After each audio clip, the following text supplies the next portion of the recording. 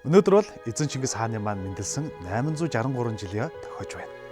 Тэгвэл өнөөдрийг хүртэл бид агуу түүх эзэн Чингис хаан их Монгол улсаараа бахархаж ирлээ. Харин Монгол бахархал гэдэг өнгөрсөн цаг түүх биш, харин одоо цаг ирээдүг хэлдэг гэж би боддог. Өнгөрсөн 1 жилийн хугацаанд л гэхэд эдгээр зүйлс биднийг хэрхэн нэгтгэж, омогшуулж, бахархуулж ирснийг одоо хамтдаа харцгаая. Монгол улсын эмэгтэй шигшээ баг 3 эсрэг 3 сагсан бөмбөгийн дэлхийн аварга шалгаруулах тэмцээний дэд аварга боллоо.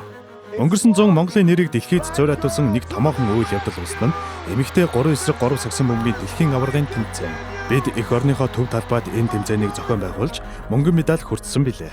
Энэ бол зүгээр нэг медаль биш. Монгол тамирчид маань дэлхийн топ багуудтай мөр зэрэгцсэн өөрсдийн шаргуу хөдөлмөр төсвөр төвчээр сэтгэлийн хүчээр тэв дэлхийг алмааруулсан түүхэн амжилт байсан юм. Монгол зуг ахин нэг түүх бичиж дэлхийн чансааны 1-р ирэмлэгдлээ.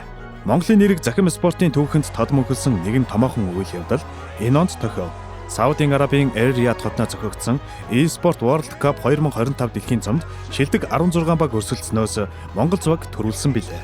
Үүгээрч зогсохгүй энэ жил Монгол зуг олон улсын хэд хэдэн тэмцээнд дараалан өндөр амжилт үзүүлж анх удаа дэлхийн чансааны 1-р баримт бичигдсэн нь түүхэн мөч болсон юм. Саяхан мөрөөдөл байсан зүйлс билж тэв дэлхийд эх орныхоо нэрийг гаргаж яваа залуусаараа бид нар бахархахгүй байхын аргагүй юм.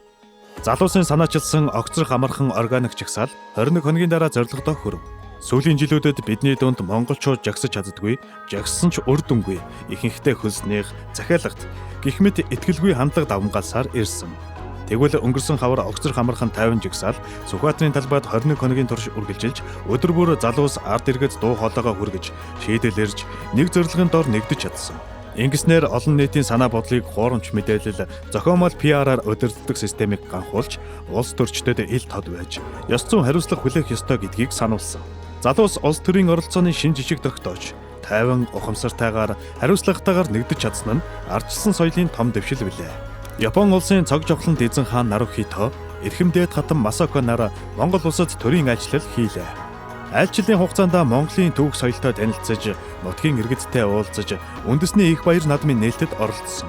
Монголчууд хизээнээсээ элж зочдыг дээдэлж, нутаг орондоо хүндэтгэлтэй хүлээн авдаг уламжлалтай. Энэ чудгаар энэ айлчлал хоёр улсын найрсаг харилцаа, түүхэн дурсамж, соёлын харилцан ойлголцлыг улам бэхжүүлэх чухал үйл явдал болсон юм. Эзэн хаантай хамт ирсэн Япон сэтгүүлч сурвалжлагчид монголчуудын найрсаг зан дулаан зочломтгой сэтгэл, бидний өв соёл уламжлалаар бахархаж байсныг тэмдэглэн үлдээсэн байдаг. Хичээнгүй хөдөлмөрч Дарим охин ард түмний хайр хүндэтгэлийг хүлээж сошиал орчинд эерэг энерги түгээснийг та бүхэн санаж байгаа. 14 настайгаас ажил хийж аавыгаа асрахын хажуугаар шинэ гэртээ болох мөрөөдлөө биелүүлэхээр мөнгө цуглуулан зүтгэж буй Дарим охины тухай сурвалжлага Цахиур цаг амиан дээр нийтлэгдсэн юм. Гарсан дараа үзэгчдээс эерэг сэтгэгдэл авч улмаар түүнд туслах хүсэлтэй мянган хүмүүс сэтгэлийн хандваа өргөссөн байдаг. Хандив тусламж гэдэг зөвхөн өвдсөн зовсон үед бас хичээнгүй зүтгэлтэй хүнд урамдын болон очиж илүү их хөдөлмөрлөх итгэл өгдгийн жишээ энэ билээ. Эгэл жирийн залуу охины чин сэтгэл нийгэмд эерэг өөрчлөлтийг авчирсан нь түүх болон үлдсэн юм. Азийн шилдэгүүд чуулсан Netflix-ийн Physical Asia нэвтрүүлэгт орсон Монгол тамирчид эх орноо дэлхийд сурталчиллаа. Сэтгэлийн хат, биеийн хүч, дэсвэр хадуужлыг харуулсан уг шоунд Монгол тамирчид маань эх орноо төлөөлөн оролцож дэлхийн сая үзэгчдэд гайхагдсан юм. Монгол хүний тайван уужуу хэрнээ эрэмгий дайчин чанарыг сэрэж, итгэл бадраж, эвлэн итгэсэн энэ тэмцээнийг зөвхөн бид гэлтгүй дэлхийн бусад үзэгчид ч дуу нэгтэйгээр бахархан үзсэн билээ. Монгол дайчидаа дахин баярлалаа. Энэ бүхэн бидний бахархлын зөвхөн нэгэн л хэсэг. Монголчууд өв соёлоо нандинан дээдэлж, өнөө цагт урам зоригтойгоор хөдөлмөрлөж, зоригтойгоор бүтээж чаддаг ард түмэн юм. Монголын нэр тэнгэрт улам өндөр цорайдсаар монгол хүнийх ямар хизээд мандан бадарч явах болтугай. Танд Монгол бахархлын өдрийн мэнд хүргэе.